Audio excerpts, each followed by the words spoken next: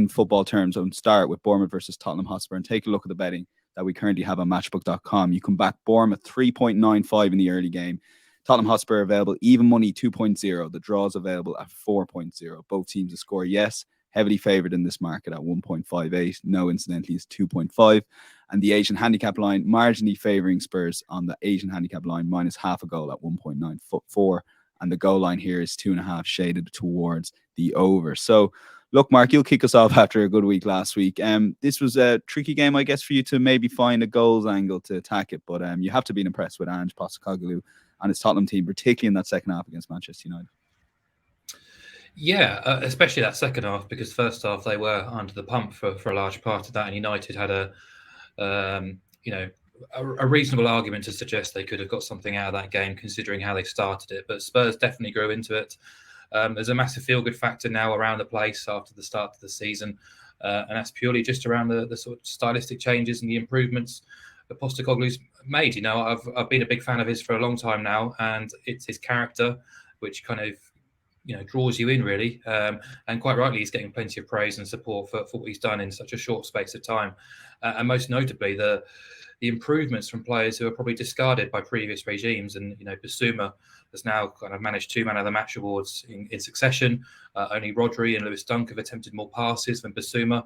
He made 7 tackles against Man United, showing his defensive qualities and his all-round ability as well, because he's attempted more ball carries, I should say, than any player in the division over the first 2 games. So, quite the statement, really, from a player who was nowhere to be seen under Antonio Conte. You've got the goalkeeper Vicario coming in, having a good game against United. The fullbacks, Sarr as well, and even Christian Romero has displayed an element of maturity. I guess that's perhaps stemming from being given a bit of a leadership role and responsibility by Postecoglou. So he may have seen something there and decided to kind of act upon it. So I guess there are negatives. They are still giving up plenty of opportunities. Richarlison was pretty ineffective again, leading the line. So I do like both sides here in terms of the direction of travel they're both aiming to take. I think both teams will improve week on week.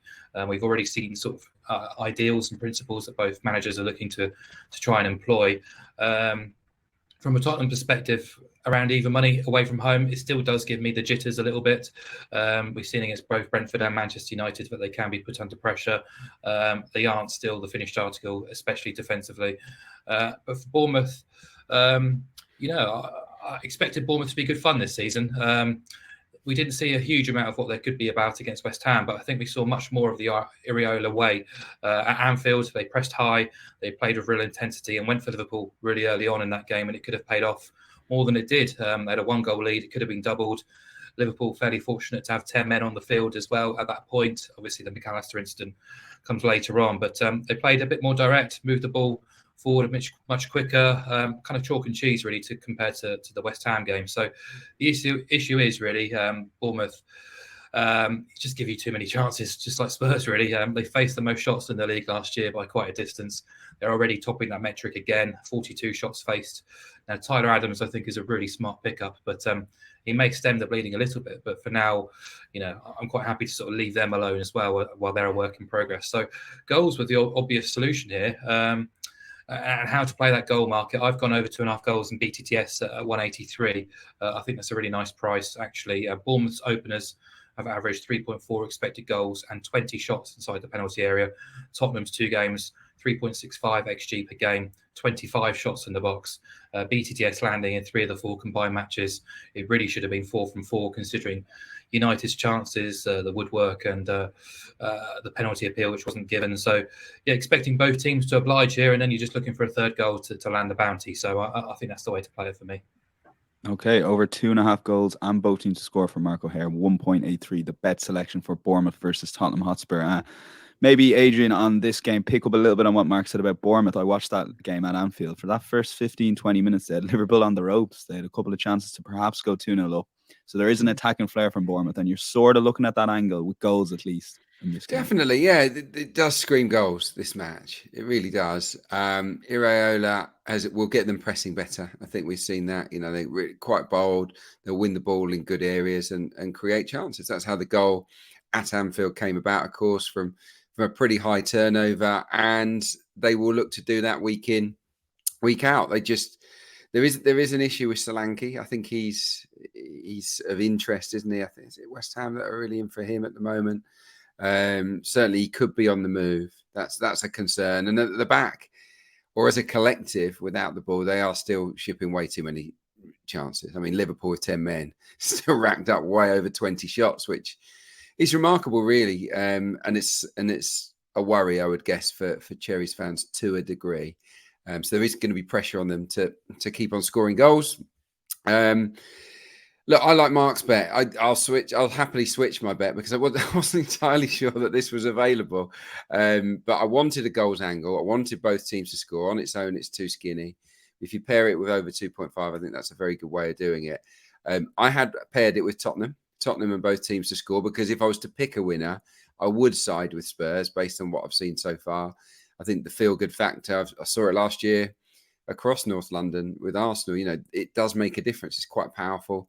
When the fans are happy, it makes life much easier for the players and the managers to go out there and express themselves. And I think that Tottenham will do that in the coming weeks. And I think they're going to put in some impressive performances. Look, last season, 2 5-goal thrillers went, one for Spurs in this fixture. And then Bournemouth 1-1, won the reverse 3-2 at Tottenham. So this fixture has a little bit of history of goals. Tottenham, the thing that puts me off about Tottenham is their away record. Obviously, only 1 clean sheet away from home against the bottom 9 last season. So games like this, they didn't really keep clean sheets that often. They've won just 1 of their last 9 Premier League away matches.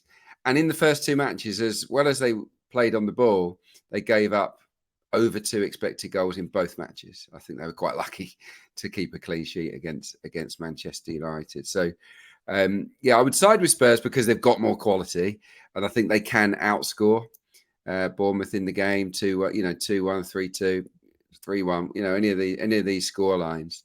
So if you want a bigger price, 3.6, and you do fancy Spurs, this is perhaps the best way in for you. But I think the safer ploy would be to go over 2.5 and both teams to score, because you get so many different scorelines, don't you, on side. I think I know which way you're heading with this one, Dan. Yeah, well, thanks, Adrian. You made my job a lot easier for game week 1. And incidentally, I picked my podcast bets rather well last week. I don't think I had a loser. I think I had 3 wins and a push from your selections, obviously. So shout out to myself as well. I think I need to get an honourable mention. It's not an easy thing. Don't think Sully ever picked the right podcast bets. We will lock in over 2.5 goals and both teams to score. Yes, 1.83. But if you are looking for a fun bet and you want to sit down for the early kickoff, maybe Tottenham to win and both teams to score, yes, available at 3.6. Could be a nice price there, as Adrian alluded to. We'll go